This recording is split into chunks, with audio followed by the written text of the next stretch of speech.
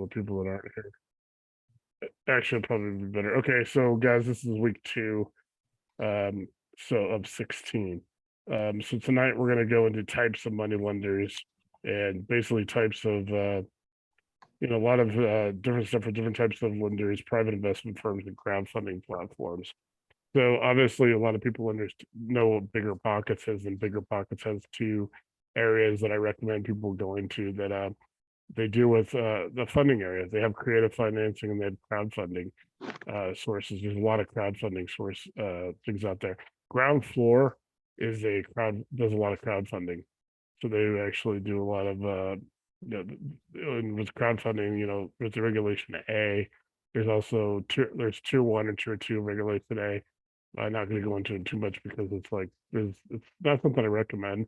Just to kind of give you guys an example, there was the Tulsa Real Estate Fund, which was started by a couple people in Atlanta, and it was which was surprising that they called it Tulsa, but Tulsa used to be the Black Wall Street, and they were trying to do a lot of stuff in the community development and stuff like that, and used crowdfunding and all that. So that's one example of a crowdfunding.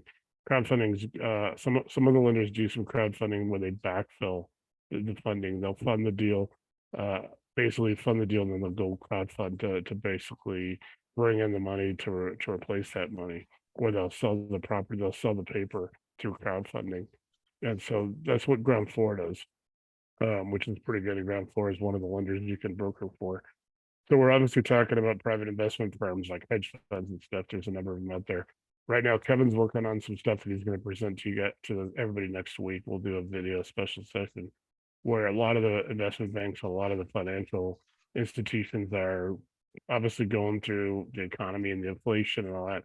And they're about to, instead of selling the paper to like JP Morgan or some of the larger banks that can do it, or to the government, they're now going to be liquidating paper to the private money industry, to private investors.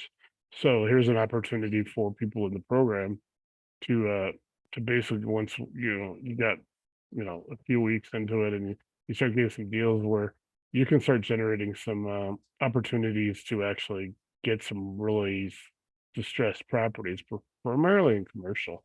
The single family market, obviously took a hit through COVID, but it's going to be a lot. There's going to be a lot of information coming down where commercial real estate's just going to be going off a cliff with valuations and bad paper. So probably starting in January, February. So just for everybody who doesn't know, there's a thing called Basel III. Basel's actually in Switzerland. There's a thing called the Bank of International Settlements. So the Bank of International Settlements basically deals with all the banking system. And they set a lot of the international monetary policy, like International Monetary Fund, where that applies to you guys in real estate. Anybody is that there's going to be like I said, a considerable amount of change that's going to affect paper, particularly commercial paper. A lot of office space, obviously, a lot of retail is going to go over. So there's going to be a whole lot of opportunity to purchase that at severe discounts, maybe 70-80%. They want to actually, like I said, sell the paper, sell the real estate to private money people. So right now, the private money, there's a couple $1 trillion probably out there under mattresses and bank accounts. So we want to be prepared for that. So we're going to talk a little bit about BRICS. BRICS is like if you guys study BRICS, BRICS. BRICS stands for really 5 countries that are the head of it. It's you've got Russia is the R, I is India, C is China, S is South Africa, I think B is Brazil. So those 5 countries are working, probably going to have like 44 to 45 countries involved with that. That's going to affect a lot of the commercial real estate, particularly because a lot of those countries, a lot of their banks and stuff are heavy investors in the United States in commercial property. BRICS actually wants to have their own monetary. They want to basically get rid of the dollar. And it's not even like cryptocurrency, like they want to back it with gold. They're already working on it. And this is even despite Russia and all its sanctions for Ukraine. So what we want to do is we want to give a lot of advantages to people in our program, people who are lending money, people who want to borrow money, to understand this, that be prepared over the next few months, because this stuff will start happening probably right after the holidays right after you guys are finished with the 16 weeks and you have a thorough understanding. So obviously, guys, we have individual lenders. So we're going to kind of go into that. This individual lender, there's always the the people say that they're the people that you know, your friends, your family, your coworkers, people you meet at church, people you meet in the community. Is that still the case? Yes, there are a lot of those people out there, but it takes a lot to actually meet somebody if you don't have anybody that's wealthy enough to invest in your real estate in your circle of friends. So it's kind of a misnomer. Like if you go to church or something, or if you start putting even these local real estate groups, if you go to any of the meetups, a lot of them are bigger pockets. You can actually go into bigger pockets and go, hey, I'm looking for one in Chicago, one in Des Moines, or I'm looking for a real estate group. You're not going to want to go in there and just start going, hey, I'm looking for a lender right away, because they kind of, you got to kind of feel your way around and stuff like that. So one of the advantages, obviously, to this program and everything we do is that we're not only bringing in people who can lend money, the EMD, the GAP transaction, as well as being able to broker money and lend money and connect with lenders, is that we're actually going to bring in more people that want to do that as well, and basically creating that opportunity for you guys to have a relationship with them.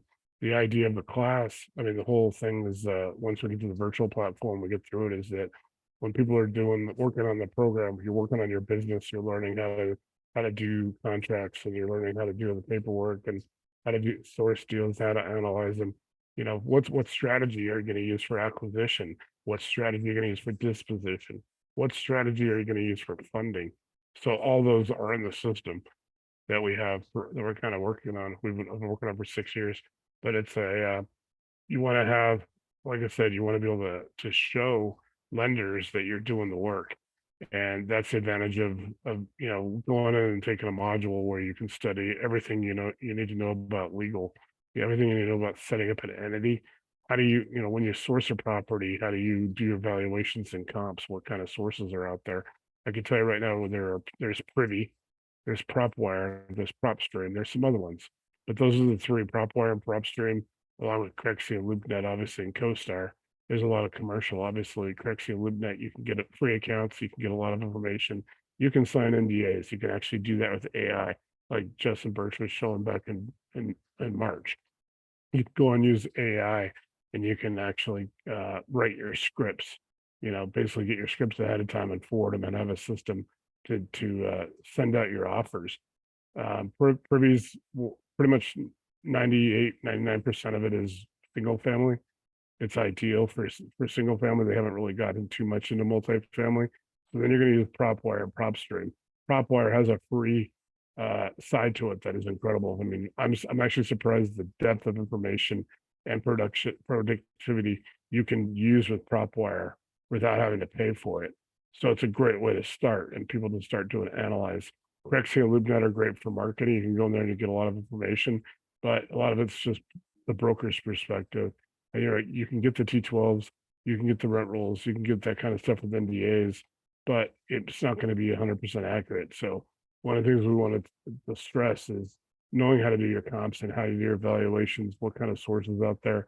Like if you're looking to do if you're looking to do B&B or VRBOs, if you're looking for short-term rentals, like things like their AirDNA, which is AirDNA has a free account you can sign up for, and it actually helps you. I think they give you a couple of properties as part of the trial.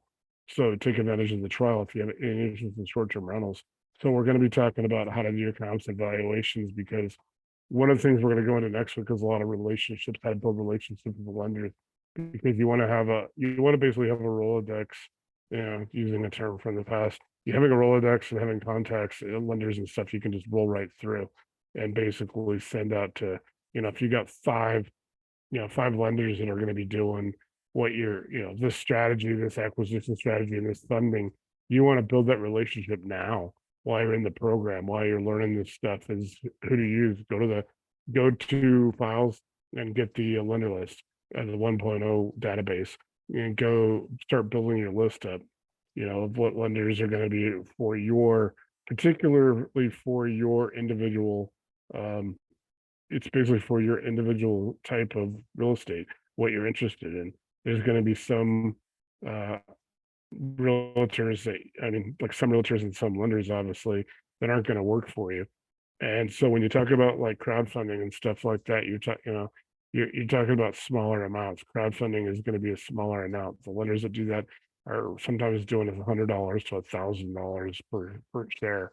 So you guys want to be careful. If you go to crowdfunding, uh, if you go to the crowdfunding rate lender, it's they're not as vibrant with cash or flush with cash. Some of the time, they will fund a few deals, then they'll backfill them, then they'll fund a few deals that backfill them with capital from their investors. So ground floor, like I said earlier, like I said 5 minutes ago, ground floor is going to basically they're gonna do a loan at $130,000. They're going to go and then raise that $130,000 and put that capital back in, or they're going to sell that property, that note, to through their servicer. They're going to sell it to another investor. So that's what crowdfunding is awesome when you're doing like small raises. It limits people to, like Tulsa Real Estate Fund. You can buy a share for $50. They require a minimum of 10 shares. But crowdfunding platforms are incredibly monitored by the SEC. In order to do a crowdfunding, to do Regulation A, Tier 1 or Tier 2, one of them you can do $5 million, another one you can raise up to $50 million. In order to do either or, you've got to do a submission process of your documents, of your proposal to the SEC, and it can take up to a year. And you'll see, like Tulsa Real Estate Fund, I'll try to post a link tomorrow to the SEC. If you really have a lot of downtime and you really want to like have your eyes bleed, you can read the SEC filings, and you guys will see Jillian, the securities attorney friend of mine that I talk about once in a while. She was actually involved with with their capital raise. She did all their paperwork. So you'll see Jillian's name all over it. You'll also see questions from the SEC to her for her client that she has to respond to. The SEC does not respond right away. They have a minimum of 28 days to evaluate, to go through all the situations, and they ask you the question. Get this though, they don't give you 28 days. You have to respond back to them within 14 days. So it took about 8 or 9 months if you go through the filings that Tulsa Real Estate Fund did, that before they finally got approval. It goes down from, they start with 20 questions, they end up with 15, they end up with 8. They finally get down to the last 3 questions, and then and only then can you raise money. So when you're doing crowdfunding, it's a lot more laborious. It's a lot more, you've got to have a lot more permission. Whereas if you do Regulation D on a capital raise, you do a B or a C. A B, basically, you can only put in so many non-accredited investors. You have to know people. You have to have relationships. You can't go blast it all over Facebook or something that I'm doing a capital raise. Those lenders can't do that either. A C, you can blast it all over the place, but you have to have accredited investors only into it. So crowdfunding really is, and you don't have to tell the SEC anything about raising money until you've raised the first dollar. And then you have 21 business days, government business days, to send them the Form D that you file through EDGAR, and you get the CIK number, central index key number. So that's kind of how, in a nutshell, we're going to do 2 whole sessions on capital raising, end of October into November when we finish up, because it's a little bit more advanced and a lot of people aren't out there raising capital. But this is kind of the thought process of why I do bring it up in week 2, is that I want you to start thinking about the possibility that once you get a little bit more experience, you got 5 to 10 deals. What do you think about trying to raise your own money so you have a pool that you pay a management fee to your investors? You pay a preferred interest rate, maybe 6% or 8% pref. They call it pref, or preferred rate of return, and you pay that for holding on to their money. So that's something to look forward to if you don't want to use a lot of lenders and just keep going through the rigmarole of that process. So we're going to get back to, now you got institutional funds. Institutional funds out there like hedge funds, and you guys will see this in almost every real estate group. I mean, I saw one today. Where are my hedge fund buyers? Who are my hedge fund buyers? The hedge funds, for the most part, aren't going to be looking for people on Facebook, social media. They have people that work for them that are using. They could be using. There's a couple different software programs. BlackRock uses a program called Aladdin. Aladdin, and they have a real estate version of it. So they actually sell, but to buy Aladdin, you got to fork over 100 grand to BlackRock to buy their program. Vanguard and some other ones use similar stuff. So they are using technology to find properties. They're using stuff that you'll never have. Now you can start looking at AI and these platforms that are developing to find properties, but these institutional investors aren't going to be doing deals with you guys. So where we are backstopping, where we've actually flipping the script for you guys, is that you have access now to the number of associates who want to lend money, EMD gap transaction, as well as, Willie and there's other people that broker for their, they have a couple capital companies, the 6 that I recommend that people broker for. So they can, partner with you as in JV situation, or they can lend money to you because if they partner, a lot of times they can use their credibility to actually help you close the deal, get it funded. So we're actually going to be doing a lot more stuff with like EMD gap and transaction to go ahead and get these deals closed or get them on, at least under contract, get them closed. You guys heard about Simi's program where he has a guy with $1 million. It's show money. It doesn't, it's like proof of funds. It actually gets deposited to the guy's attorney, and the attorney certifies that he has $1 million as proof of funds. You're still going to have to go get that $1 million. But with these other resources we have with a number of EMDs, we can actually pool money together, and we have to do an LLC. We talked about that on Monday night. We have to do an LLC. 4 or 5 of you guys could throw in 5 to 10,000, 20,000. You come up with $100,000. There has to be an LLC, and its sole purpose is to lend money to this deal. It is not to. So you've got to actually tie that LLC purpose and all that to loaning money on this deal. That way it funds to the title company. They fund it back. If it's going to be like a long-term deal, like rental or interest only, they're going to use the servicing company. You're going to want to use the servicing company to send that interest back. Now the beauty of it is the 2 servicing companies, Lake City, which is owned by the Arnold and Kogo, and also there's also the Evergreen Note Servicing, which is out of Evergreen, not Evergreen, Colorado, where I live, but Evergreen, Washington. And they can actually, in some cases, they can actually wire 5 to 7 people money on any kind of deal, so they can pay 5 to 7 people. That helps a lot if you got 4 or 5 people in the deal that need to get part of the interest. Keep in mind if you're loaning at 10, 12%, you're dividing 1% a month between 5 people. But that's kind of the beauty of this EMD system is that we can start pooling money together in an LLC. The LLC costs $149 to do it in Wyoming for the sole purpose of funding so-and-so's purchase at 123 Main Street, Anytown, USA.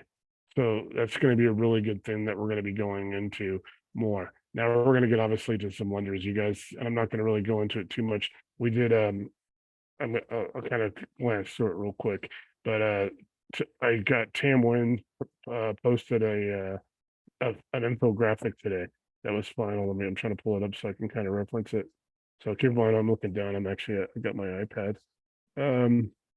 So let's see if I got it. If I can pull it up. Okay.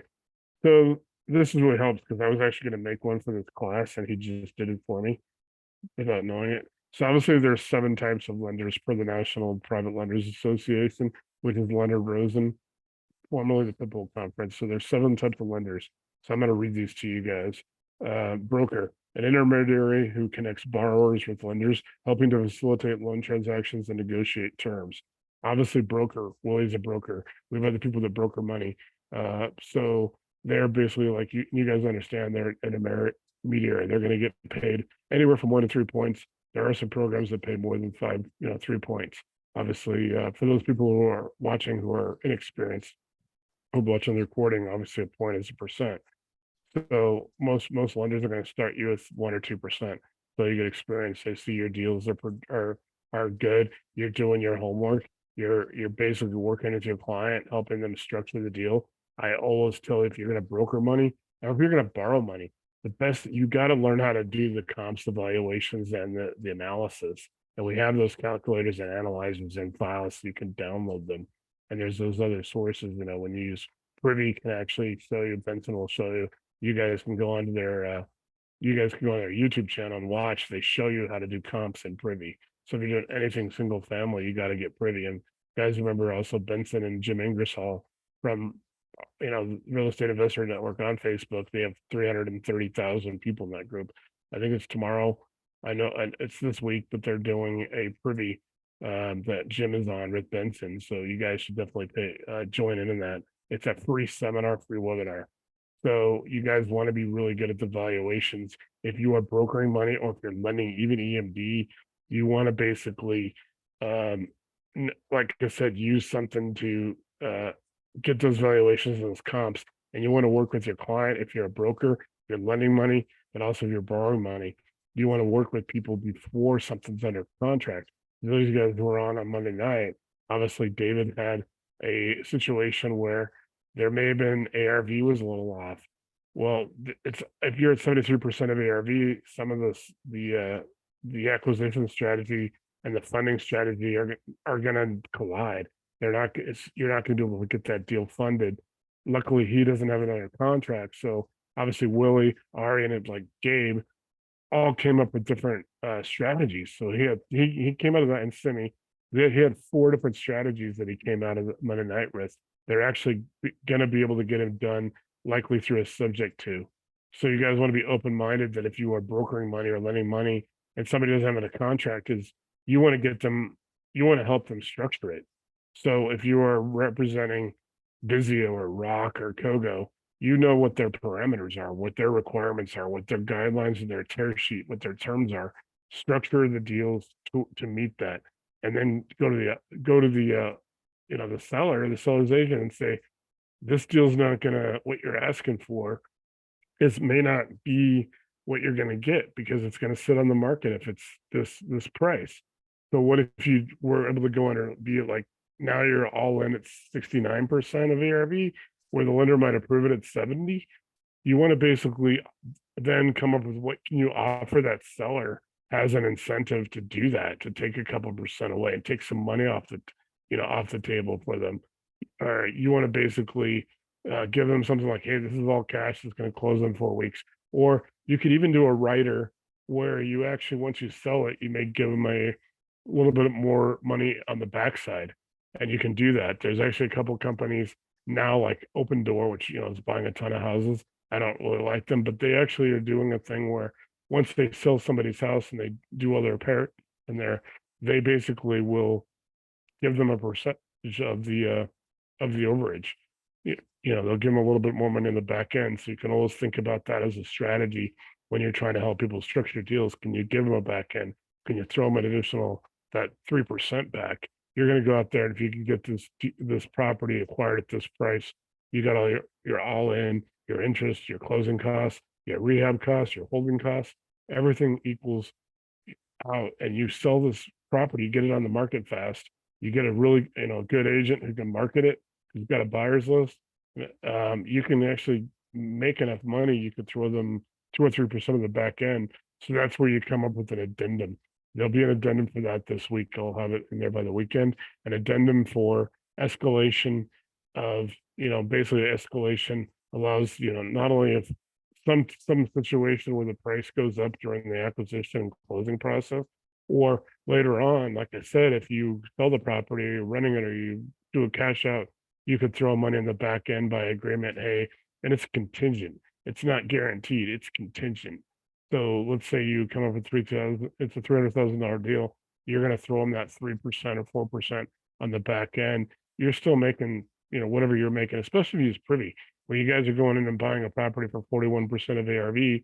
After I think the property was 240, 245 that he showed on Privy in Indianapolis. It's on one of the current YouTube videos. They ended up selling it for over 635.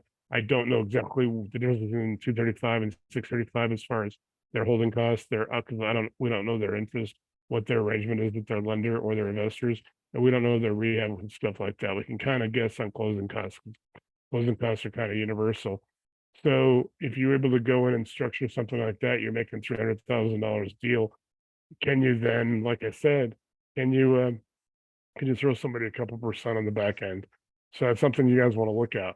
Now, where we get into lenders outside of the, you want to have lenders on the back end. You want to have like the Kogos and the ground floors and Vizios and Lending One and Lima One and Rock, and I think Bully's got one called FACO or FACO, FACO. I'm not sure. He can give you the email and the contact information if you want to broker for them, or if you're looking to borrow money from them, go through Willie on that. He's got a few extra ones. you guys want to definitely have if you're brokering, you want to have your 5 or 6, maybe as much as 10 lenders that you broker for. Why? You can shop deals. It's like all these things that, hey, I'll shop this price, I'll shop your insurance price.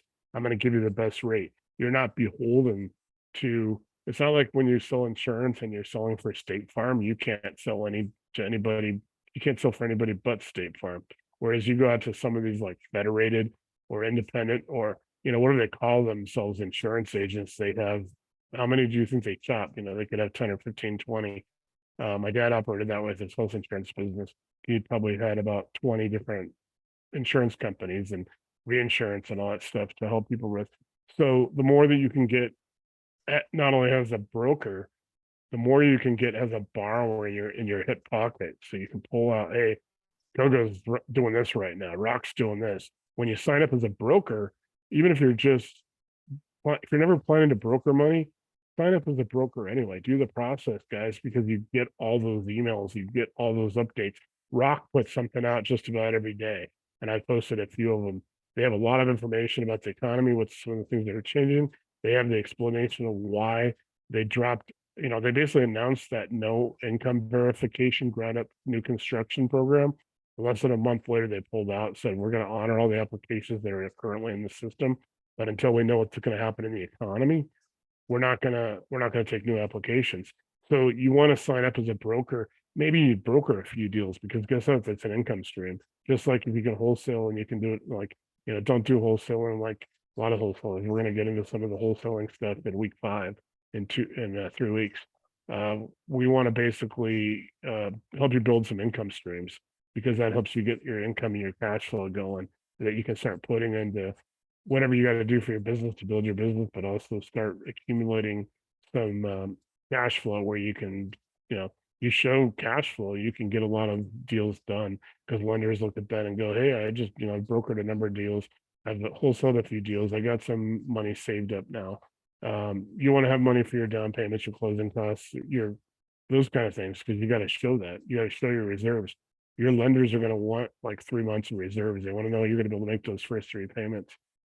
Because and we heard that obviously somebody David or whatever was saying on Monday night, hey, I'm gonna get this flipped in 3 months. Nobody's really gonna flip anything in 3 months, especially now with supply chain and post-COVID stuff. I mean, obviously, you get a turnkey house that's ready to go.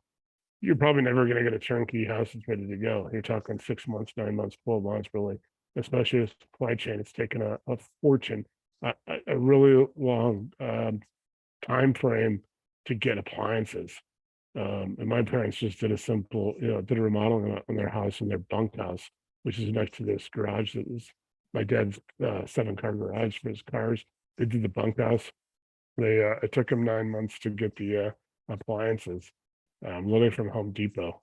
I mean, literally that was the supply chain that they had. And here's Home Depot, Lowe's, and all that. They have supply chain issues still. Unless you go and buy something that's in the store, that's on they have obviously the reach and lifts, and they can go up and get stuff up on the shelves. If they don't have it up in the shelves, or they don't have a floor model, and I really don't know why people buy floor models, but if they don't have it in the warehouse, it could take time to get there. You might get like your dishwasher and your refrigerator, but your stove and your microwave that match, they're in supply chain issues. So we want to basically, like I said, doing a recap, we want you to actually start brokering for lenders, multiple lenders, 5 or 6 of them. Why? Like I said, you have an opportunity. If you have people, you guys run into deals and all these other Facebook groups, you can start bringing them into the EMD group. You'll be able to start bringing them in August into September, and you could actually then help broker the deal and have the funding committee, the funding board, those people kind of help structure it. They may have first, they may be able to help fund the deal, but you could broker the deal. There's a lot of opportunity there to bring some cash flow and income. Plus, like I said, you're going to get all the updates. You get the emails, you get the term sheets, the tear sheets, all the marketing stuff from them, a lot of support. You get the logins. You can basically have your back office, and a couple lenders give you a portal where you can go in, and guess what?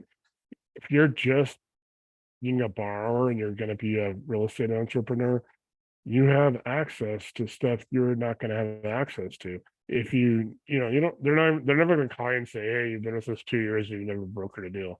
They don't throw you out. because I know a lot of people come and go, and brokering can be a side gig or it can be a full-time business. For me, it was a full-time business, from 2017 to really roughly about the pandemic, I did over 250 deals, and I can tell you it can be a really lucrative business. So if you're able to do, the goal is to get to the point where you could do one deal a month. Just like if you guys are talking at EMD Gap, you guys fund one deal a month. Now you're not going to be able to fund 52 weeks a year because we've talked about it a few times. You're going to run into holidays. Really, I'm going to tell you that it's a dead period right around. That's why we're the last one of these is November 16th. Why? Nobody really wants to do anything that lasts 4 to 6 weeks of the year. Wall Street pretty much disappears literally right around about a week before Christmas. You won't see anybody. I mean, literally it gets down to skeleton crews at JP and Goldman and Morgan and all of them.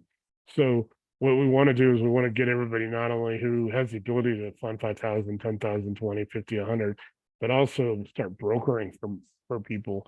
Like I said, even if you're never going to broker a deal, or maybe you just do a few here and there to bring in some income, because now you have become an insider, and you want to be an insider in this business because that's where you get all the information, that's where you get the changes, and that's where you can bring people in, like I said, to the EMD group, help them get funded. Okay, so really quick, I'm gonna really quick have Kevin unmute, and he's a co-host. I'm gonna have Kevin really quick do like a 3-minute just a version of what he's going to be offering next week, completely separate from what we're talking about tonight. But to give him through a couple minutes just to kind of talk about how what's going on with the economy and some stuff with the private money industry that I just talked about. So, Kevin, if you want to do about 3 minutes, I'm going to step outside for 3 minutes and let you kind of update what we're going to be talking about next week. And this will be a special session, guys. We're going to advertise it to you guys, so it won't be a Monday and it won't be a Wednesday. It'll be separate if you don't make it. If you can't make it or whatever, we'll make sure you have the video. It'll be posted. It's only going to be associates. We're not putting any of this information out because Kevin can. You guys have heard me talk about it. He has access to Jim Rickards and David Stockman, and so with that, guys, I'm going to let Kevin spend about 3 minutes, and then I'll be back. Yeah, basically what this gets down to is everybody has an idea how things work. You've got how these deals are structured and everything else. But really where you're going to be making your hay is trying to stay ahead of what's going to be happening. So like when that, I guess when Rock decided they weren't going to do this particular type of deal anymore, and they just kind of stopped all of a sudden, you can actually figure that out for yourself when that might actually happen and when the conditions would be in a position where you could take advantage of something like that. So if you know what the situation is coming up, if you know the conditions that are out there, you're going to be in a much better situation to be able to do something with this. There is a thing called the Basel III Accords that the Bank of International Settlements, they're the people that actually make the rules internationally for trade and banking. And they have changed on top of what the Fed has done, the capabilities of what a bank can do in order to be chartered. And I just sent a bunch of different articles to Nate earlier today about where this is sitting. And there are going to be an awful lot of screeching halts on the commercial side of things, regular bank lending. And institutional lenders are going to absolutely stop everything. So what that's going to end up doing is it puts private money front and center. Now, we saw this coming 13 years ago, and this month, as a matter of fact. The whole point of the matter is, if you know how it works, you can better structure deals to be able to get through it better. It's more than just a stress test. And this is basically what we're talking about regarding what these institutions have to go through. It's not just the Fed stress test, but they also have to go through the Basel III Fed, stress tests. And a lot of them, most of them, if not all of them, are failing. So you got to be able to plan ahead. And if you know what the conditions are going to be, what created the conditions, and what might be able to mediate or what they're going to morph into, then you can be a controlling agent in this thing, and you'll be in a better position to be able to tell what's going to happen. Your terms, you might want to go 8 years on a term, not 2. What the heck is that all about? Well, it might take that long for this thing to stabilize. So why would you want to put a deal in stress? Just go ahead and give them the 8. Okay. What's the possibility of them being able to make the payments if something else fails along the lines? Some of the stuff that I sent Nate earlier today has to do with supply chains. Okay, Yellow Freight, which is one of the bigger freight companies in the United States, is about to go bankrupt because the unions are putting stress on it. UPS is about to go on strike, same situation.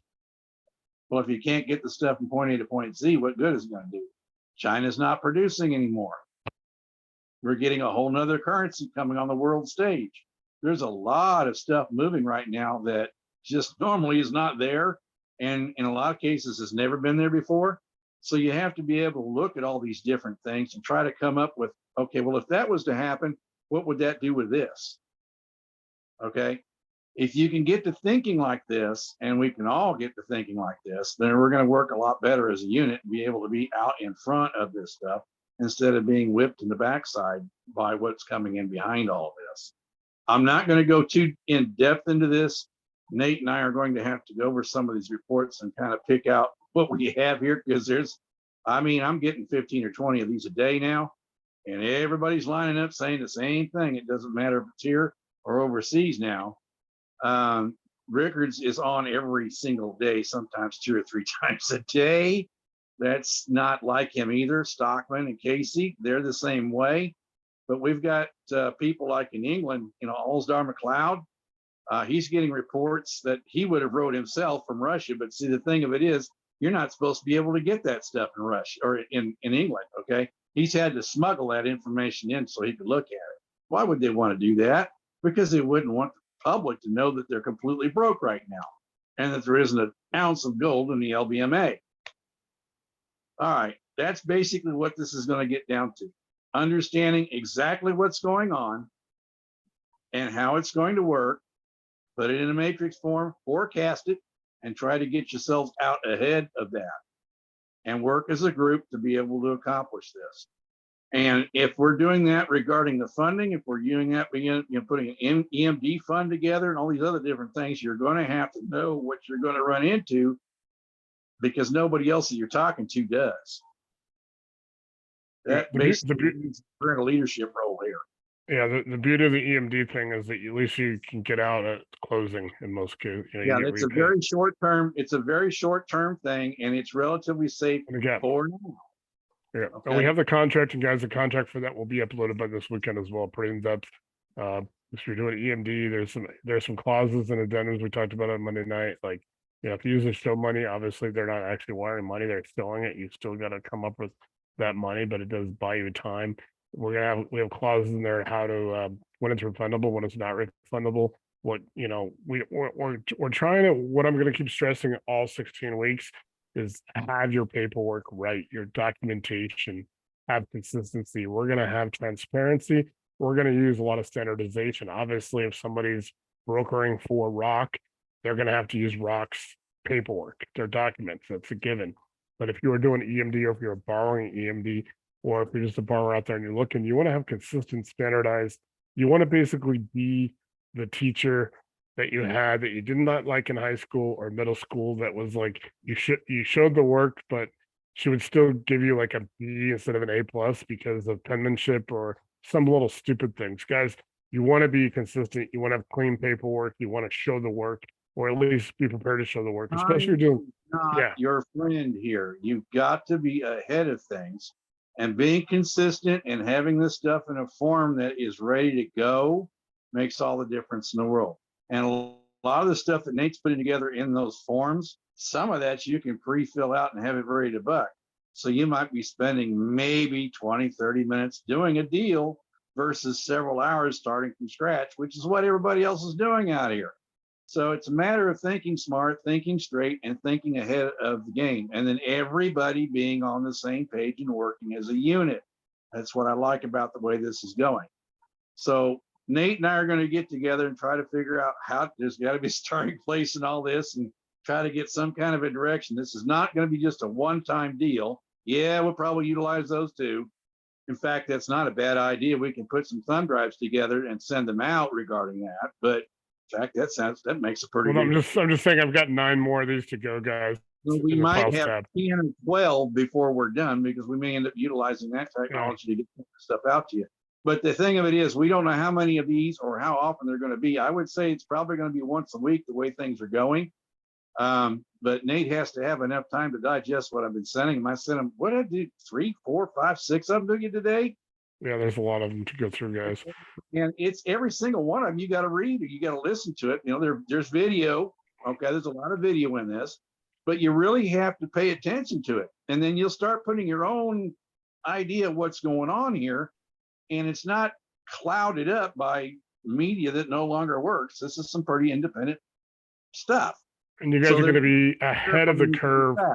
Yeah. You're going to be defining the curve, not just ahead of it when it comes to like even Jim's group, 330,000 people. You guys are going to know a lot of stuff that will help you find deals, better deals, structure them, and actually, you basically just don't even have to worry about it. If you do it right, You're going to end up positioning people in better positions. You're going to grow your clientele because, hey, this guy really knows what he's doing. You know, and I'm still running into a lot of people that don't. Okay, and it's very obvious. They'll say something, and then when you get down to the end of the line, you know exactly why they did what they did and why they, even though they didn't tell you, you'll know the motivation behind why they did it. When you get to that point, you're a leader. You're no longer somebody, and you're cutting edge. You're somebody that's making things happen. You're not just going along for the ride like everybody else. That's where we're going to need to be if we're going to make it out of this. And I'm saying that as a little tease, but I think Nate's going to find out by the end of the day when he reads that stuff what I'm talking about. We are at the point of reckoning. Okay, guys. So out of these, going back to this list of lenders, types of lenders, 4 of these actually are really so similar. So you're gonna laugh and go, okay. So next I'm gonna go in direct to retail lender. So this is really gonna be like Kogo and Ground Floor, Vizio, all the lenders I talk about. Direct to a retail lender, a lender that originates and funds loans directly to the borrower rather than working through intermediaries such as brokers or other financial institutions. So in that case, they're really not like Kogo or somebody who uses brokers, but there are, probably about 50 companies that use brokers. And then on that list that I have, there's probably 750, 800 of them that don't use brokers. So you have to go directly to them. They are on that 1.0 database that we have in Excel and all that. So you guys can download that, and some of the lenders will be in there if you guys go in the descriptions. And we're going to do one more review. Maybe next week I'll do another video on it just because people haven't seen it in a while. And we're actually going to be adding all the 8,000, 10,000 real estate only investors to that. And then we're going to basically pull out the pension funds, endowment funds, because the Los Angeles Fire Department's pension fund isn't going to be investing in your deals. They like to, send out $1 billion at a time. But so there's about 800 in there or so that are just direct lenders. You have to contact them directly. You won't have intermediaries. You won't have brokers involved. You can't broker for them, but they are solid, and you can go to that list. If you're looking for a medical lender, you're looking for a church lender. I mean, there's church lenders kind of are it's weird. I talked to a church that actually borrowed money, and it's funny how because they have to go in and look at their historical records of their offerings, when they pass the plate. And, obviously you get these big mega churches, like you get a New Life in Colorado Springs. New Life has almost 60,000 people. They have a campus.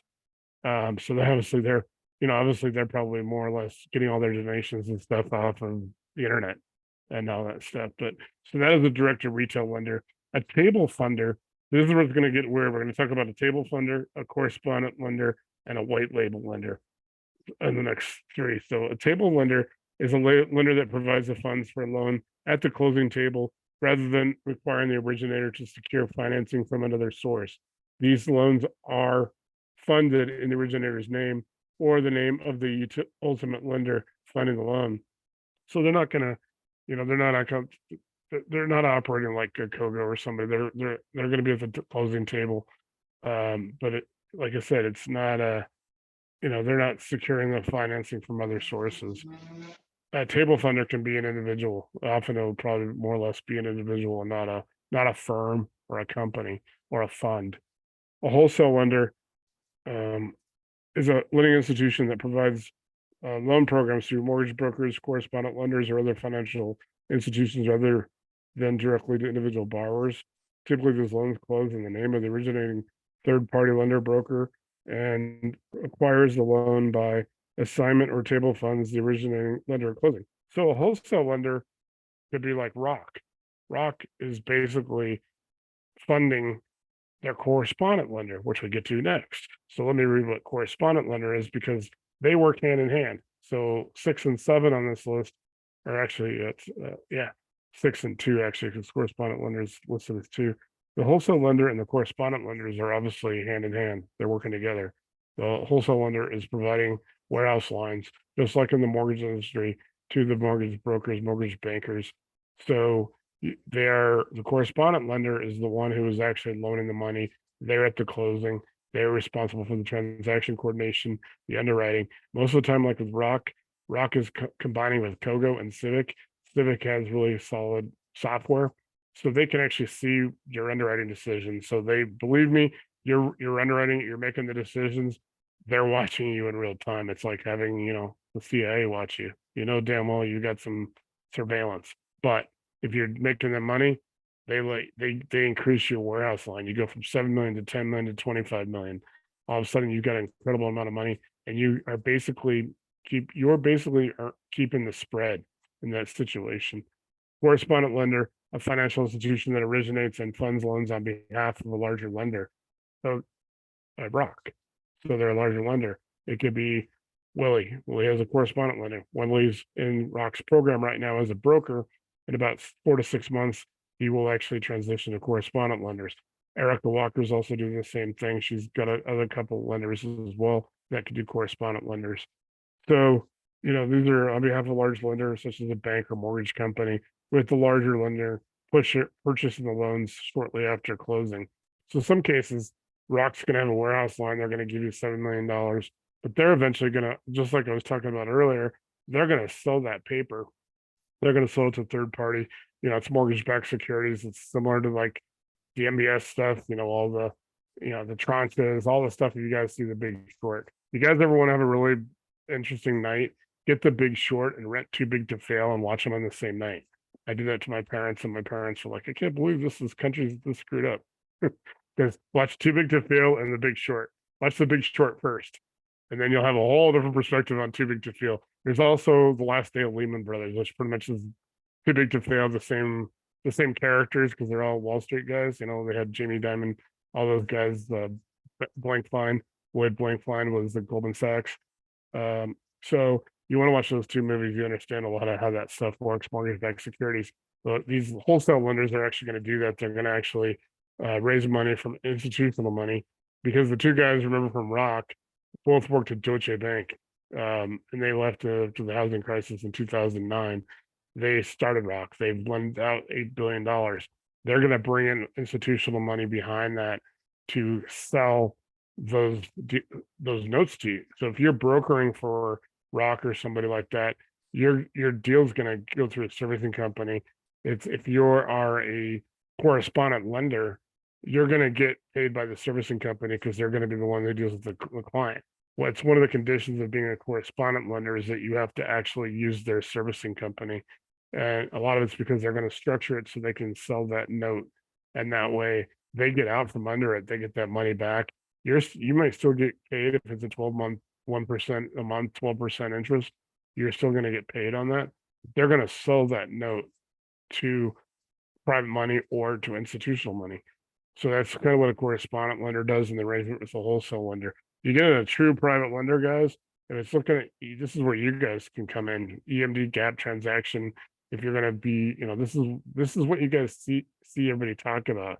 A private lender is somebody who loans money to you that you meet. It could be the guy at the works at the post office who has a ton of money, or a dentist. Here's the thing, guys, doctors and dentists, how much money do you guys think those guys have? But how little time do they have because they're running their practices? You don't want to really get lawyers to invest, because lawyers are, obviously, you guys know lawyers. You want lawyers on your side. You don't want them to pick stuff apart. But doctors and dentists are flush with cash. And you get a dentist or doctor maybe after about 10 years in practice. By that time, their medical or dental school is paid off. You get somebody in the hospital system, like I have a friend of mine who's a neurosurgeon in Denver Health. It took him, he had to stay at Denver Health for 10 years. His starting salary as a neurosurgeon was $750,000 right out of medical school and neurologist and I mean all the specialty stuff that he did the residency. I mean, he literally got it finished, started practicing at 32. It was 42 when he was paid off. They paid his $300,000-400,000 off. The hospital did. So his starting salary at 750 was actually reduced to like almost $100,000 a year. It was like with all the stuff they paid for the malpractice and all that. But you get a dentist or a doctor after about 10 years in practice, you guys have some people that can literally put money in the pockets of your deals, whether you're a borrower or whether you are a a broker or a lender. So you get in the private lender, an individual group or company that provides 1 to 4 family and or sorry, I gotta read this. Balance multifamily commercial property loans for real estate transactions. These lenders generally do not make loans directly to consumers for personal, family, or household use. All loans are made to a formal corporate entity. So we talk about LLCs. Private lenders want you to have LLCs or corporations. They want you to be an entity. They will not fund individual deals. Now, a private lender, if you know, it's a family member or something, they may not care. Obviously, it's family members, a friend, somebody like that. We're going to talk more about how later on, though, how to get to doctors and dentists. And then I can also tell you there's a couple active groups, one particularly that's working with active duty military reserves veterans. We'll talk about that a little bit later. Well, then you get into the final category. And this just sounds just like correspondent lender and table funder. You're talking about a white label lender, a company that provides loan products or services under its own branding, but relies on a third-party provider for underwriting, closing, funding, and servicing. This arrangement allows the white label lender to offer a range of loan products without directly arranging warehouse financing or developing the infrastructure and expertise required to manage the entire lending process in-house. The third-party provider typically operates in the background, enabling the white label lender to focus on marketing, customer acquisition, and building its brand. So you could be a correspondent lender, or you could be a white label lender. If you are doing, the EMD gap and stuff like that, there's a couple of different variations. You guys can see how these almost like interchange, and they can be very subtle, and they can start a lot of arguments in Jim's group because believe me, I'm in probably at least 2 or 3 a week of people arguing over private labels, private lender versus hard money lender. The hard money lending industry, they basically want to do away with all the terminology and all the bad connotations. The MPLA and the APL, which is American Association of Private Lenders, are both on the same page. They want to do away with the whole hard money industry, just have the private money industry. You can agree with it or disagree with it. It's going to happen though, because you got 2 organizations, ROC, RCN, a lot of those lenders that I talk about are part of both groups. And so it's also all about economics, because your hard money lenders are farther down the road regarding interest. They're a lot higher for basically the same product. And that's where the difference comes in, because there's no need for that. And it makes things more difficult, puts more stress on the system. And if you want to have a reputation as an industry of being the can doers instead of just the rape people. And that's basically why they're trying to do that. And there are other things with it, differences between hard money and private money. Part of it has to do with the fees. The folks in hard money really don't care. They'll do whatever they want to do. It's like the Wild West, where we're more structured. We usually don't have any fees up front, and everything is above board, and everything is completely self-explanatory as far as how it's structured. And it's simple interest only. You can refinance, and the terms are usually go out for further than what the hard money people do too. So you're not as hamstrung, and believe me, hard money can do that. So they're basically looking to get the property. People in private money don't really care about that so much as they just want to have a small return and a safe place to have their money. If they're putting something under stress, it's not a safe place to put your money. Okay, so even the underwriting is totally different between the two. So we're outrunning the folks in the hard money industry 10 to 1 right now. And we're going to be going into underwriting on there's going to be a whole 2-hour presentation on underwriting. And we're also going to go back to the people who are we're going to start doing in week 4, we're going to start doing a lot more presentations. And like, I'm going to show For those of you who were here before, you'll see its redundancy. I'm going to show the broker presentation. I'm also going to show Logical of Lending, which is the presentation in PowerPoint. You guys are going to see some of how some lenders make decisions. There's a pyramid, not to be confused with pyramid scheme. There's a pyramid, and it talks about the 5 components of how they make decisions. So you guys are going to come away with this, whether you're a borrower, you're brokering money, you're a lender. You're going to come away with knowing how a lot of these companies that I talk about are making decisions. And we're going to talk about transaction. We're going to talk about the three different people you're going to run into the most. There's obviously other positions in their companies. You guys are going to talk to the processor. You may have a rep who's separate from the processor. Most of these companies have a broker rep, or they're actually the guy that works with you, onboards you. In some cases, like Ground Floor, Rock, Lending One, they have full, literally like 2-hour presentations when you're onboarding, when they run you through the programs, they do training on the company, submission deals, things like that. So they will do that. You'll have the processor. Those two main smaller companies may be the same person. You're gonna have an underwriter. You're really never gonna do the underwriter. If you do the underwriter, they're calling you, something's wrong. The transaction coordinator, as like I was saying earlier, when you go to the hall monitor and the teacher that's like picky on, you gotta be, hey, I'm gonna give you an A+, but I'm giving you a B- because this sucks, this sucks, this sucks. The transaction coordinator is where, and the underwriter really are two positions where they want to see the work. They want to see your work product. They want to see how you got to the deals and how you made the decisions and how the deal is structured, how it's analyzed. The transaction coordinator is then the person that has to package it for the title and closing company. You guys can go into guides, and I see a couple guides in the recent ones. Between 7 and 9, there's 9 there now. There'll be a total of 35 by probably mid-September. We did talk about title closing, title policy, and insurance and title insurance and closing in there. There's a couple guides that go over that. So you're going to deal with the transaction coordinator at the end. You're going to deal with them right up until whether you're brokering, you're borrowing, you're lending. The day before the closing is when they prove they show what they're worth. You get one that's solid. They're worth their weight in gold. They can everything's going to be right in the HUD one. All the paperwork is going to be there. When you guys do your first deal, no matter what you're doing, we want to look at the HUD one and the closing paperwork, because we can kind of make sure, if you're brokering, you want to know where your broker fee is, so you can say, make sure direction to pay, make sure it's entity. If anything's wrong, if it doesn't say LLC, if it doesn't say what it says on your bank account, you're going to have a problem getting paid your commission. So you're always going to make sure you check that, especially if you're working with a new title company. If you're working as a lender and you have local, especially if you're local and you're not doing like a virtual, or you're not in Ohio and you're lending in Nevada, well, you're not going to, Nevada is also one of those kind of hard states. I don't know why I brought it up, but let's say you're loaning in New Mexico, and you're obviously not going to have a lot of relationships in New Mexico. So you're going to want to make sure you're checking the title company's work for your client, for yourself if you're a borrower, for yourself if you're a broker or a lender. You want to check their work. You want to be that hall monitor. But most of them are worth their weight in gold. You get Kogo, you get all these people, man. They're incredible people who will get you paid. They make it go so easy. The money goes easy.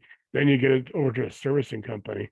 The servicing company are a third party, except at Kogo, obviously they have Lake City Servicing. They want you to use Lake City Servicing if you're going to use their services.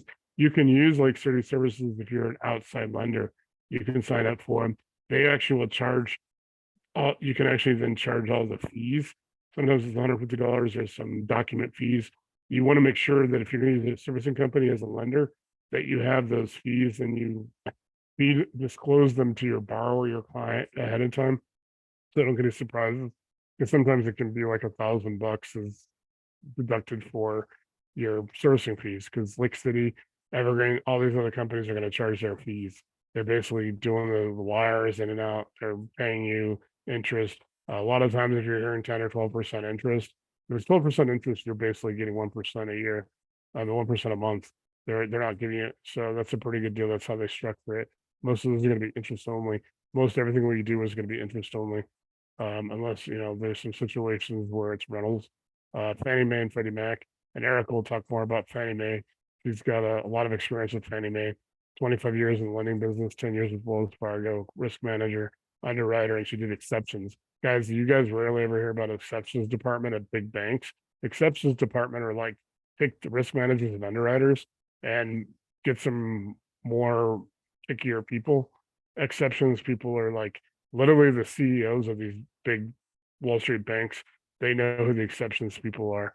He's got 50,000 employees. Jamie Dimon has, not including all the Chase and all the local banks and stuff, but dude, he knows who the exceptions people are that work in Wall Street, and they normally work in regional. They're not working in local banks. So we've got a lot of experience in this funding committee that's going to start meeting on Monday. I mean, we're planning to go live the first Monday in August, and I want we have some solid people on that board that's going to advise. They're going to help structure deals. They're kind of like, hey, if they're either going to have so much experience we need them, or they're really experienced broker like Willie, Eric, and stuff like that, or they're putting their own money into deals. You guys can all who are putting money into deals, you're gonna know the ins and outs of everything, documentation. You want to start going to files and you want to start looking for those forms you need, and then get with me. I'm gonna make sure that you guys have your files, and you want to have your documents files. You want to set them up on your, obviously on your computer, whether you use laptop or desktop. You want to have those files. These are the forms I require. You can use find and replace. You can go and put your logo. You can change it to your name, your company name, your contact information. You can go in there, make sure you change it to state. And if you're doing like like I said, the situation earlier, you're in Ohio, you're loaning money to Mexico. You gotta make sure that both states are in that contract in those agreements, and you can do that. You can use find and replace and edit everything. Everything we do, we have PDFs to show you, and then we have the Word or the Excels where you can change things, you can edit and make it your own. And so, like I was showing you guys the USBs, I have 9 more USBs, probably another 200 documents that are going to go in their contract packs. I've got a lot of contract packs and wholesalers, and everything's coming back from the attorneys. Everything's good. We have Texas covered and we have California covered. So if you need the forms in Texas and California, we got them all. They're legally compliant. They've been gone through with a lawyer. You can just find a place. You can make them form fillable. Makes it easier just to, input the information. So that's a lot of stuff what's going on with lenders. Now we're going to really start opening up the door to building relationships. Whether you're, like I said, you got 3 people. You're just a borrower, you're a lender, or you're a broker. You want to build trust and relationships by having consistency, having clean paperwork, having transparency, and having, basically good decision making in that underwriting and approvals process, and the deal analysis has to be there. You want to be like everything is stress test. The beauty of all the analyzers and calculators that you can download from files will have stress testing. The single family rentals has the 1% and the 2% rules, and all the formulas are in the Excels. So you can go through all the things. It shows you where to input stuff at. Everything is like you could like literally teach this to a child. I believe a lot of the stuff that we've set up this way is that I want it to be where you guys just are so thorough on your paperwork, your documentation, your numbers, that you guys are like, lenders are coming to you. People are coming to you like, hey, I got to place $1 million this week. What do you have? And that's, you want to constantly think about what you have to and develop these relationships. Reach out, say, hey, I'm a borrower. I'm looking to borrow capital at some point or get loans. I'm reaching out to you for what your requirements, your tear sheets are. This is some of my systems. Start contacting lenders, even if you're just a borrower. But like I said, I really do recommend people become brokers, because you're going to have those relationships. You're going to know the processor, the underwriter, the transaction coordinator. You're going to know those people. You're going to have relationships, and that's going to help you get deals through. You send a few deals through for other people, for clients, and they get funded. Everything's straight. Imagine the relationship you will then have with that lender when you have your own projects that need funding, because they're like, hey, he brought me 5 deals and they were all solid, and the people paid their money off and everything's good. And guess what? Now you bring a deal, maybe the deal is 73% of ARV and they're only going to 70. Then that's where acceptance comes in. So then you guys want to basically make them so happy and love you so much they're willing to fund you even on your borderline deals. But you guys want to start by using consistent paperwork, have clean paperwork, have make sure that it's thorough as far as the information you're giving. I always borrow a line from the A-Team movie, not the A-Team show, which was 2010, when Liam Neeson, he plays the part George Bard played in the TV show, and he says overkill is underrated. I believe in overkill when dealing with this situation. You guys want to get as much information you can from your clients, or get as much, get what you need to get the money. You're going after money. You're going after OPM, other people's money. You need to basically do overkill. And like, what do you need? You need to be very, presentable and talk to them and be, transparent to you and say, hey, this is my first deal, or this is my client's first deal, but I really believe in this. They are in a program that I'm in. I'm watching them progress. I'm watching them do modules. I'm watching them participate and be consistent. So you find somebody in the group you want to loan, you're going to loan $10,000 of your own money for EMD, but you're going to take them to Visio for the deal. You can then be there. Not only, hey, I got 10,000 of my own money, I believe in this guy. I'm watching him do the work. He's actually participating. He has thoroughly raised his knowledge base, his skill sets, and he's getting experience in education. Even if he hasn't done a property yet, he hasn't bought a property, he hasn't flipped one, he hasn't sold one, he hasn't rented one. He's getting some experience by working as this group, working in these, because all this stuff on the Monday nights, guys, if you're in there, you just watch, you'll be able to watch all these deals get structured. And these people like Eric and Willie and Gabe and Josh and Justin and everybody will be throwing so much stuff, Ari and all them, they'll be showing all these numbers, helping people structure that you guys are going to learn if you have zero, if you've done it, if you haven't done it, or you just haven't scaled yet, or you've done a few. This Monday night, you guys are going to be able to watch in real time how these decisions are made, because we're almost setting up underwriting, transaction coordinating, risk management, and exceptions all in that group, and we're setting up everything. So everybody who brings deals in on the outside, whether you bring them in or not, is going to be incredible watching it in real time. So that is how you build relationships with the lenders. You guys want to be like consistent, transparent, basically give them all the information. Don't be afraid. And even if you send them a little package, always just have a reserve and going, okay, if you need this, but I've got this ready to go. You also want to have a credibility package. Your credibility package should be a whole documents folder. If you got an LLC, you want your LLC paperwork in there. If you've gone a year or 2 years of your LLC, have your periodic reports. Have those certificates from the Secretary of State or whatever your state has. Get those certificates, keep your EIN number, show your last 3 months of your bank statements for your business. You may want to have a couple, of your personal, if they ever ask for a personal guarantor. Some do, and some still check credit, so you guys want to have that credibility package, and you want to have the experience forms. There's 2 of them in the files tab. So if you start, if you've already sold properties, bought properties, or you're renting, or whatever, use those experience forms. Get your clients, borrowers, people to use those experience forms. They can use their primary residence as experience owned. Do not do that after you've got a few deals, take it out. You don't want the mistake of accidentally somebody goes, oh, you can cross collateralize. You never want to cross collateralize your primary residence. There are some, because there are times, guys, where deals go bad. And Kevin was talking about it earlier. There's, some stuff coming down. Things happen. Houses being flipped, get repoed. Foreclosed. I was watching a story on a repo guide on YouTube. So you want to basically foreclosures and all that stuff. It happens. And a lot of times in this business, it's actually not going to hurt you. You don't want it to happen, but sometimes it'll happen. A lot of times, like if you're doing deals with Kogo, Heather Drevis will actually put deals out, and she'll try to backfill the deals and help people out. And they usually try to take the property and sell it, and not try to take it in a way that if you're a real estate investor borrowing from them, they don't want to hurt you, so they're going to try to work with you and try to get one of their investors or their people to basically take the deal over. And it's a pretty, they have a pretty good program. They're one of the few lenders that do that. They will actually they'll go over above and beyond helping their investors, their borrowers, and their brokers get deals done and keep deals together. So you also want to define a niche. This is going to be probably the final part before we get to any questions or answers. You want to get a niche. Obviously you have an interest. If you are interested in only single family flips and rentals for right now, you want to obviously develop those relationships with lenders that are really good at that. That's where you got Kogo. That's where you want to use Privy, and you want to be on Benson and Jim's webinar. You want to get Privy. You want to basically have those relationships with Kogo, Visio, and some of the ones that are really specific for single family. and develops his relationship, and then the EMD and gap funders transaction to help get deals done. You almost want to wholesale it to yourself and using Privy, guys, you are cutting out the wholesaler, the skip tracer, and the lead generator.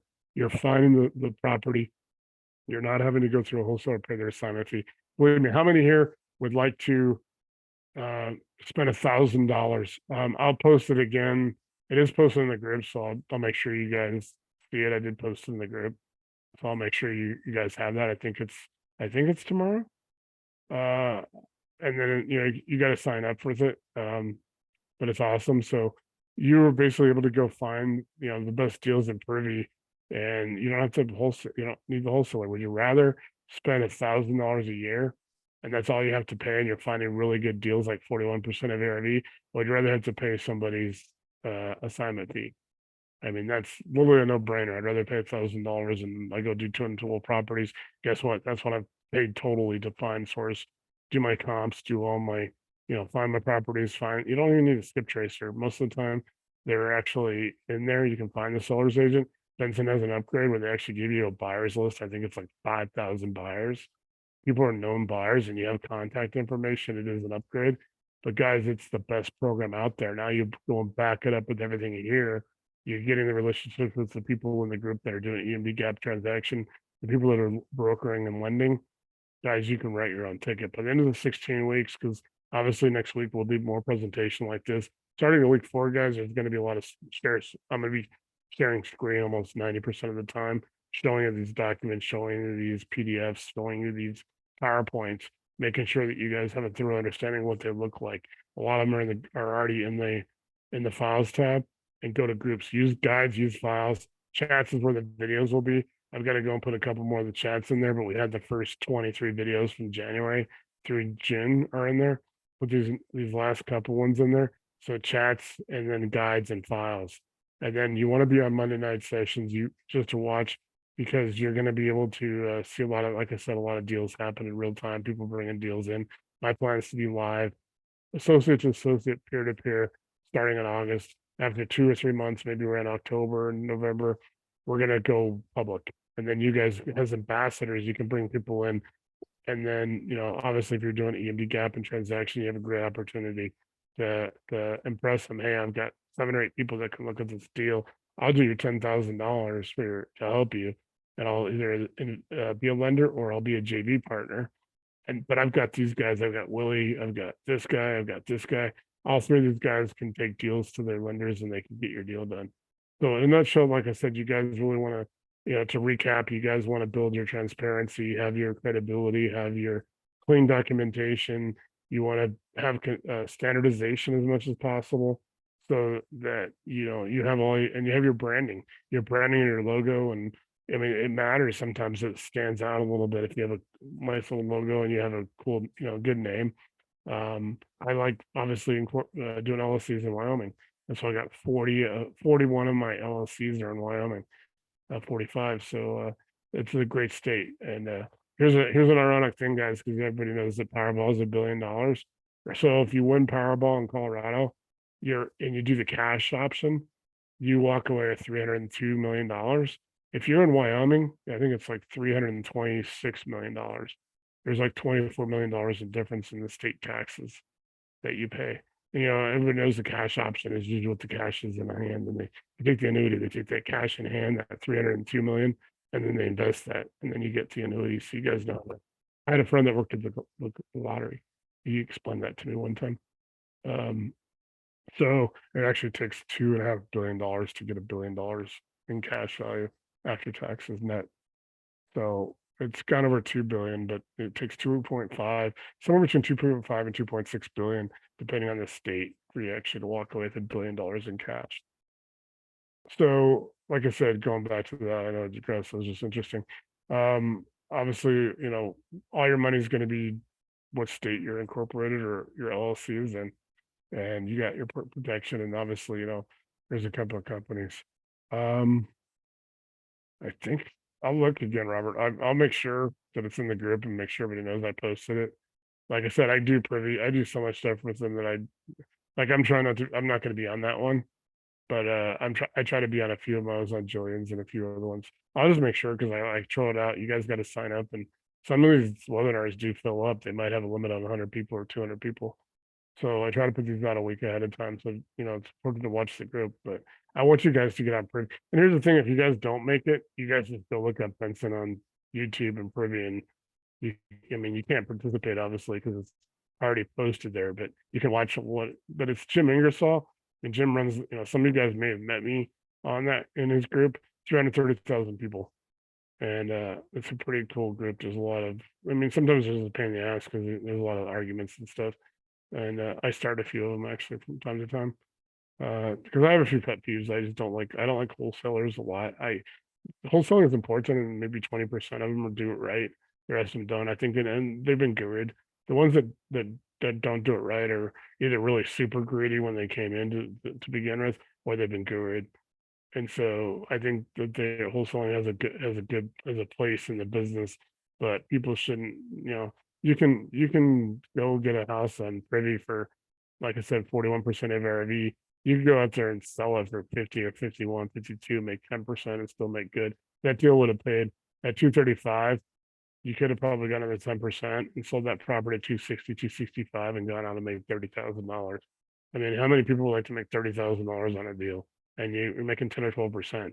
Instead, somebody is out there promoting the idea of, hey, I'm going to go make this. If they're going to pay 60% of ARV or 65%, I'm going to charge them that. So what do? They take it from 41% to the 20 to the 65. And people will say it's none of your business what people make. Yeah, but we're all in the business, guys. Deals come to us. The numbers have to work. If you're brokering, believe it or not, wait till you've brokered 25, 30 deals and you start seeing where people are. You can start seeing where the wholesalers are involved and where they're gouging or charging, where they could have charged less and still made good money. But now when you're 60, 65%, you start putting it on that precipice of going off the cliff. So that's just, kind of one of my pet peeves. And obviously, lenders and all the bullshit with that. And there's a few things out there. I don't like the and go thing, which is all over. That's even outside of real estate, just to throw out my personal opinion. So yeah, guys, I will check on that webinar. And see if I can pull it up when I post it on my iPad. If I can just scroll through it. So give me a second. I'll kind of talk my way through this. I think let's make sure. And then I'll just try to share it again. I have to go and find when I did it. And you guys use Chat GPT? Well, it's still free because you can do a lot of stuff with it. Okay, so I posted it 2 days ago. I am going to let me see if I can get it real quick.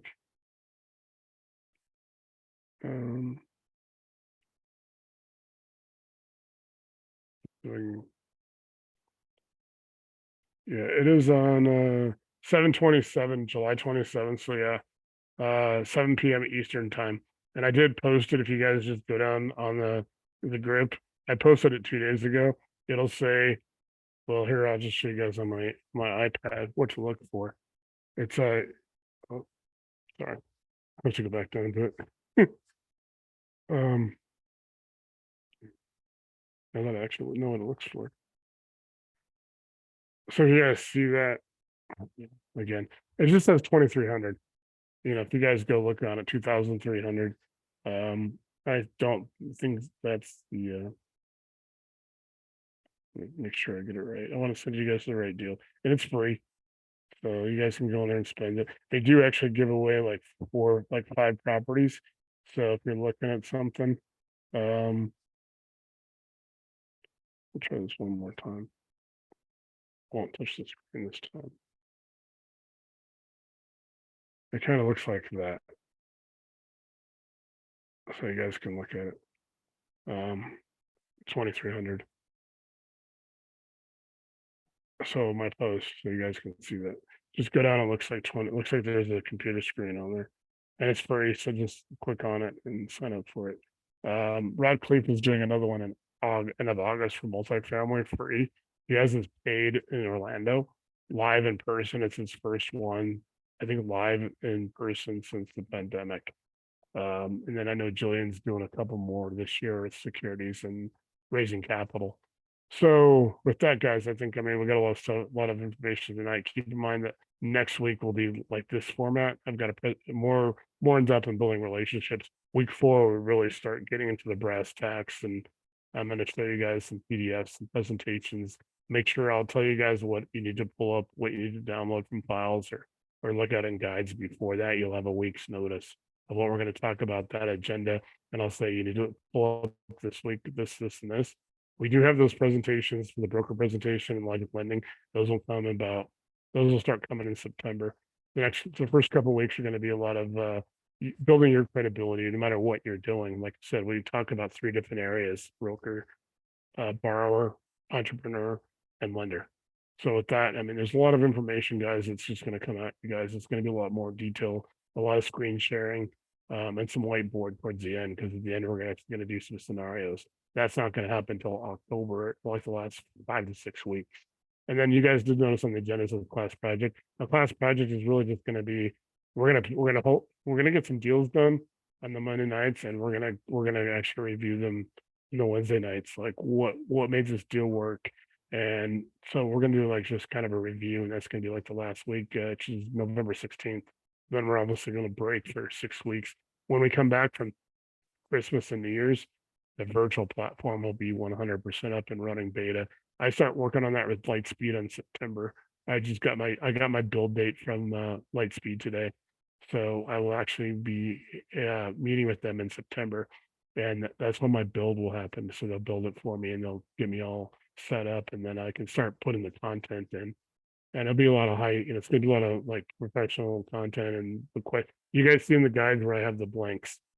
Those are gonna be quiz questions, and I've got the answer key. I'm not gonna do that a lot in this class, but there's gonna be a 3-question quiz at the end of each module.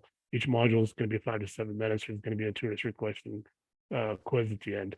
At the end of the track, there's gonna be about a 10-question test. And then when you guys are lenders or whatever, if you guys are dealing with customers and or clients and they come into the EMD program, if you get them into the virtual program, you'll be able to actually see them, and you'll get a commission, a fee for it, referral fee. If you get them into that, then you'll actually be able to see as a lender or anything, you'll be able to actually see their progress in the group and what they're doing. You'll be able to see their scores. Hey, this guy's done 12 modules and he's doing the quizzes and all that stuff. That is showing experience, and that's showing a lot to you as a lender. So with that, real quick, give me one more break real quick. I'll have Kevin talk about, kind of go off a little bit more on the, on what he's talking about, and then I'll be back in 3 minutes. Yeah, basically, again, it gets back to trying to stay on top of things and being able to kind of forecast and knowing how everything when it works. There's our level, and then there's everybody else's level, and most everybody else is out there. And I just let you know that they're all coming to what we're going to be doing, because there won't be any other place to go. It's kind of what it gets down to. So we're going to teach you some secrets as far as it being able to kind of stay ahead of the game and be able to learn how mechanically money works outside of this particular arena, how it got to where it is today and where it's actually going to be going to in the near future. It's not going to look anything like it is right now. And I'm not saying it's going to be a digital coin. That's not the point. It's what it's going to do globally that's going to make the difference. The maneuverability, and you want to kind of think outside the United States too. On top of this, there are going to be a lot of opportunities over there that are going to look real good that you can do from here. And it gets back to being able to spread yourself out, being able to put together, deals in other locations. While things may not be so good here, you're still not losing anything. There may be occasions where somebody overseas may want your talents applied to what they're doing as well. So we're going to get into all that. And as soon as we get together with Nate next week, we'll be able to come up with a schedule, how much is going to be covered and when. We're going to try to give you resources. It'd be better if you guys can subscribe to this stuff on your own. So we're going to go over to the ways that you can do that. Some of it's paid subscription, of course, and some of it you can get for free. So, and you need to learn how to maneuver through some of these different sites, because a lot of times these daily reports will have 5 or 6 different sub reports within them, and you just click on them to get that. But those sub reports can be an hour a piece, videos. And then of course, YouTube has some subscriptions that are in there too that, Kitco's on that thing. The Stansbury Research, there's a gal on there that used to work for Kitco that's now running that, who does videos dealing with different market makers and different money people in different industries. So it's really a nice thing that you can keep up with, but now it's becoming more than that. It's becoming a must have. So he'll get the schedule. He'll put together the different links that we're going to use for that particular day. And then we're going to go over those links. And then the following week, we may follow up on what we did the previous week and then add more for the next week. And then cover any questions that you may have as far as being able to pull this off. We don't know how long this is going to last because we have no idea how much more material we're going to run into. That's just it. Nate's going to have his hands full this week just trying to dig through what I've already sent him. But Yeah, and a lot of it's going to be, and that's what we're doing as a special session. You have to sign up for it. You guys just want to watch the video afterwards, you can, or participate live. There's a lot of extra information. It's not really part of what this whole program, but we want you to be prepared for what's out there, and especially can advise people. And you're hearing from Jim Rickards, guys. He's one of two people that I've read about that walk into the directors of the CIA's office without going through his secretary. Jim Rickards was the economic warfare advisor to the CIA at MI5. The other guy is Billy Waugh. If you guys ever know who Billy Waugh is, he walked into the CIA director's office on 9/11 and said, "I'm going to Afghanistan." At 73 years old, he'd been as a CIA.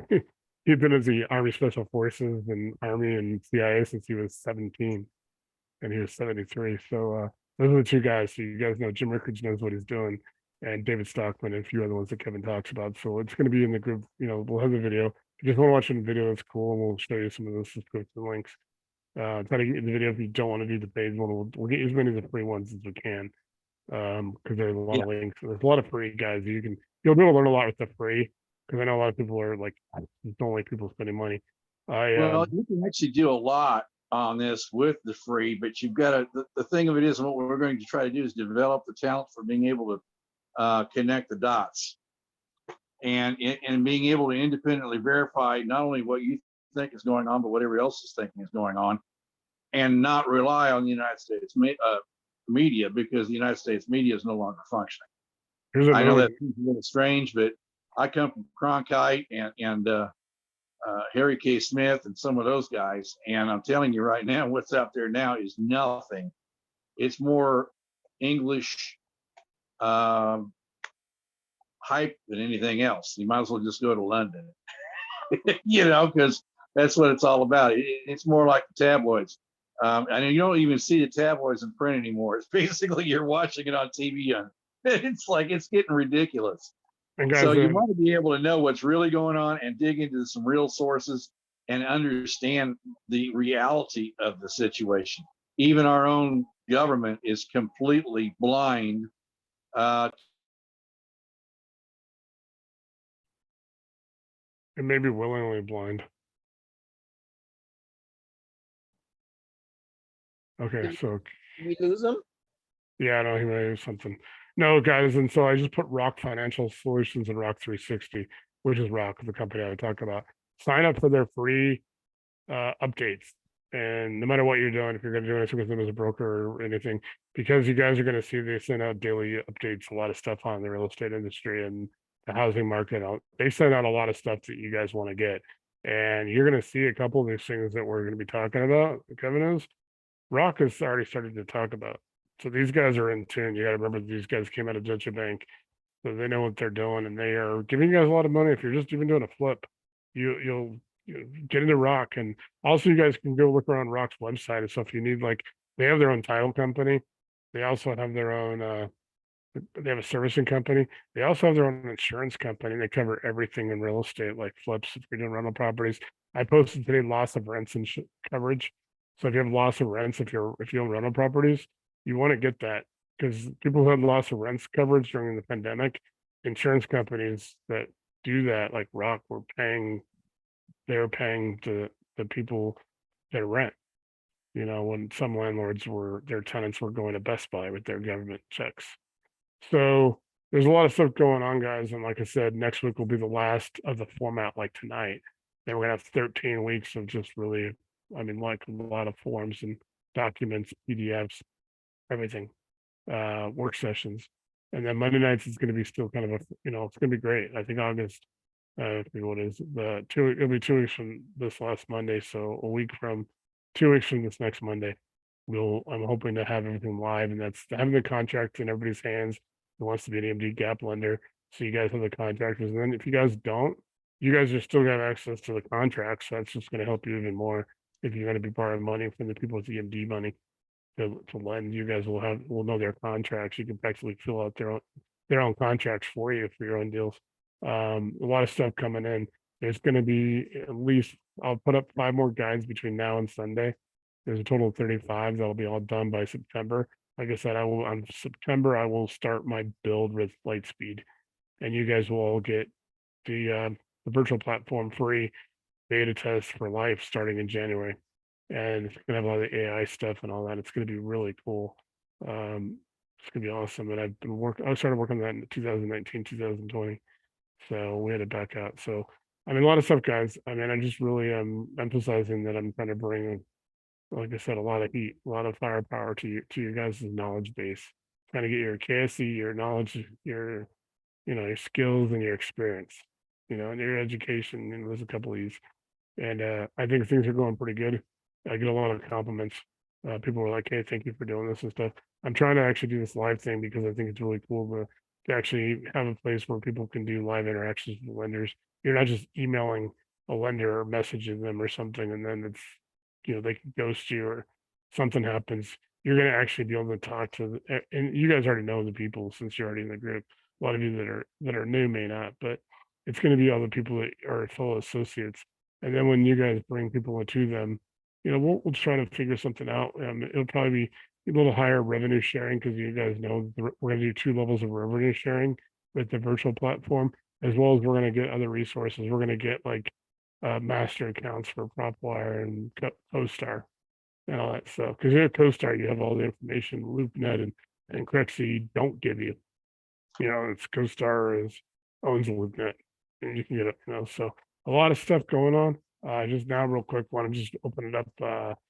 On a Doris, you're on, Robert, Matt. What's going on, Matt? I was Santa Barbara tonight. So Matt's one of our 2 people in California. So, I thought I had it bad. no, I mean, like I said, I tried to do this early so I could accommodate a lot of people East Coast. Because we had, like, at one point, a couple of years ago, I think when Matt first started working on this, we had probably 8 to 10 people in California and Arizona and stuff. Cameron Berry's in Arizona. There's a few other people up in the West Coast. Angel Marino, you guys know who Angel is? He's in our PMA group along with Matt. Angel's like knows what he's doing on multifamily, deal analysis and stuff. And then pretty much everybody starts really in Midwest all the way to East. We got almost all the people. So if anybody has anything to bring up, like I said, you got deals and stuff, just bring them Monday. And even though we're not going live, guys, bring them anyway. Bring them Monday night if you got a deal, if you need something to talk about trying to get funded, because you guys know that we're gonna be able to, and we will record it for associates who are lending who aren't going to be there, but we're not going to be and we will have guests the next 2 Mondays. We will not have guests after the next 2 Mondays. We no longer will have guests on Wednesday nights. That ended last week. There's about 10 and 12 people that are kind of still on the fence. They will get the video, but I'm not giving the video after this week. We're not putting any more stuff on the public side. I'll still be doing public YouTube and stuff, but really I'm going to get a lot more specifics on stuff. It's a lot for you guys. Just making sure I would like everybody to have a deal done by the end of the year. That's in the group. So that's my goal. But if anybody doesn't have anything pending or anything they want to talk about right now, we pretty much wrapped up. So like I said, 1 more week of like this kind of format, and then it's screen sharing and adventures in screen sharing, right, Doris?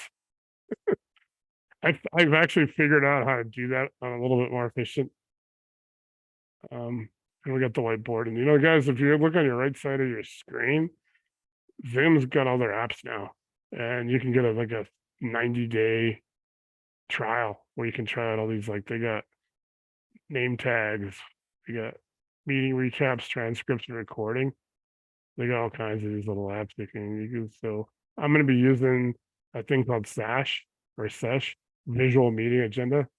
And we're also going to be using a few other ones that are those cool apps. So you guys are going to see me really breaking out some of these things. There's a note taker that actually takes your notes and takes notes from the meeting in real time. So then you guys can you guys will get a recap.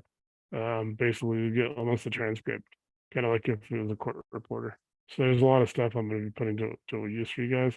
I'm also hopefully still planning to paint my wall. I'm going to do black with, this will be a crimson, like a really bright crimson red, which I think will be cool. And then some changes. Other than that, guys, I think we're done tonight. Unless you guys know anything particular you want to ask or talk about. So we good? Yeah. Nate, you said Chat GPT has new functions? ChatGPT has a few new functions, but it's not like they're going to 4, which is the paid version. I've been doing it like a lot of stuff with ChatGPT. I've been writing responses and things like that, just testing things out. I've been putting some of the scripts in that I have because I have a lot of scripts that'll be in the guide that I've been putting them in there, just trying to rework them. And I'm also trying to get scenarios, like discussing scenarios, and it's kind of testing its limits. I still have that tool list of like 900 ASIN tools, but like out of that, I probably only saw like a half a dozen that I would use for this. There's a lot of other stuff, you know, I saw one where they're taking like the South Park characters and making them look like real people, which is ironic, guys, because you know I graduated from Evergreen High School 2 years after Trey Parker. He graduated 2 years before me.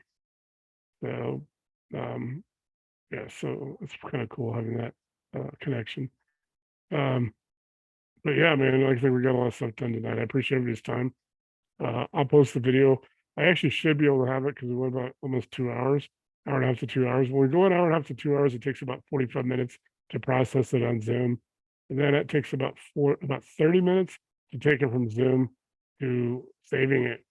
And then it takes about 30 minutes to basically process on YouTube. So we're talking about an hour and a half, 2 hours. I can have the video up tonight. Okay. So other than that, guys, I think we're done tonight.